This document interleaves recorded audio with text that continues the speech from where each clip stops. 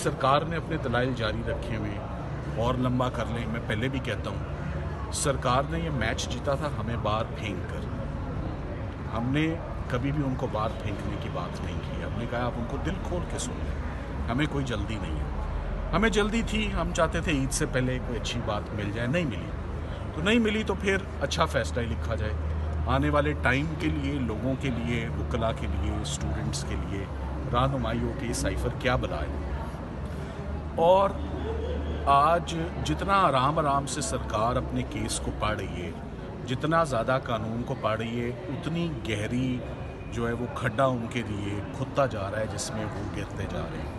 कल का दिन अहम है, कल के दिन ये अपने आर्गूमेंट्स को कंक्लूड करेंगे, वाइंड अप करेंगे।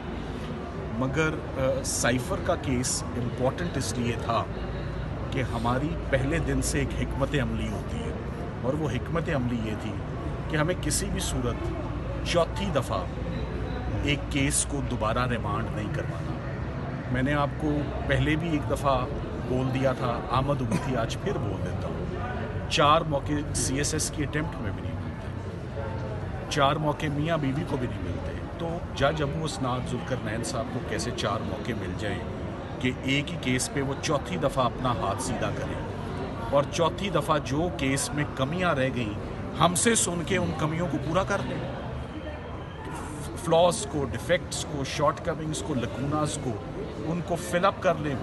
तो जज साहिबान का ये बड़ा दुरुस्त फैसला है कि वो इस केस को मेरिट्स पर डिसाइड करने वाले हैं, और ये अब फैसला इसी हफ्ते आपको इंशाल्लाह सुनने में मिलेगा। और साइफर का केस मेरिट्स पर, अभी तक और जितने भी केसेस हैं मेरिट्स पर, ये खान साहब का पहला केस है। तो देख लेते हैं कि इमरान खान साहब ने कौन सा जुर्म किया है, शाह महमूद कुरैशी साहब ने कौन सा जुर्म किया है, बड़ा जुर्म किया है या छोटा किया है। उन्होंने तो सब लगाया है कि कहीं ना कोई दवाई तो लड़े ना।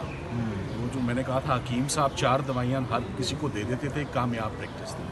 तो किसी ने पूछा कि आपकी कामयाब प्रैक्टिस कैसे है, मैं कहा 4 गोलियाँ देता हूँ, कोई तो लड़ेगी। तो खान साहब को इतनी सज़ाएँ उन्होंने सुना दी कि कोई सज़ा तो लड़ेगी।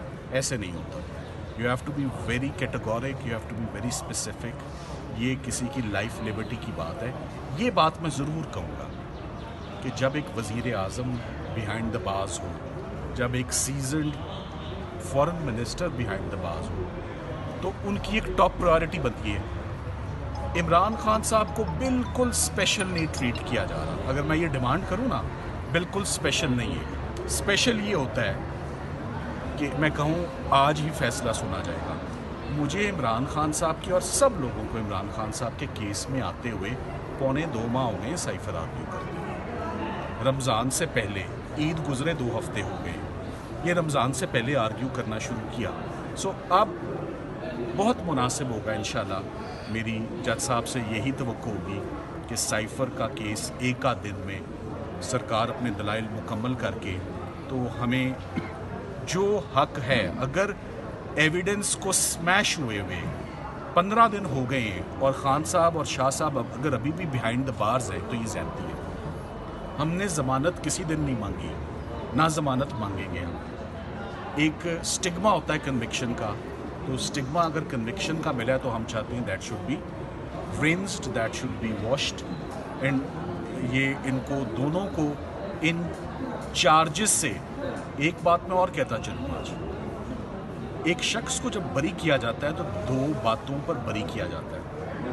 एक जुमला बोला जाता है कि शक का फ़ायदा, हमें शक का फ़ायदा नहीं चाहिए, शक के फ़ायदे वाला केस ही नहीं है। ये केस है जहाँ पर prosecution has totally entirely failed political victimisation का केस है।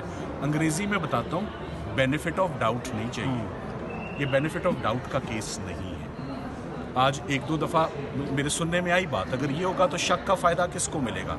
शक वाली तो बात भी नहीं है, हम तो बहुत दूर हैं शक से। बस यही कहूँगा आज के दिन। सर, जो किताब सुप्रीम कोर्ट में पेश नहीं करेगी, वो पुरस्कार किताब आज पेश करने की ज़रूरत क्यों पड़ी, आप क्या समझते हैं? जी, आज जब वो किताब फाइनली, और जज साहिबान बहुत, आपने देखा वो परेशान थे उस किताब को हाथ लगाते हुए कि हम इसको घर ले जा सकते हैं, हमें इजाज़त है, और अगर ये हमसे गुम हो गई तो क्या ये पर्चा हमारे ऊपर होगा?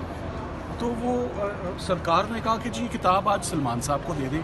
मैंने कहा जी जो किताब मुझे इतने दिन नहीं मिली वो मैंने अब लेकर क्या करनी है, इम्तिहान हो गए, जो देखना था वो सब हो गया, तो अब मैं इससे मुस्तफ़ीद नहीं होना चाहता। ये अपनी किताब अपने पास रखे, कोई ऐसा कानून नहीं होता जो किसी को दिखाया ना जा सके, किसी को बताया ना जा सके और सजाए मौत मांगी जाए। आज जज साहिबान कह रहे थे सजाए मौत मांग रहे थे बताए बगैर, बस इतना ही काफ़ी आज के लिए। ये ले लें।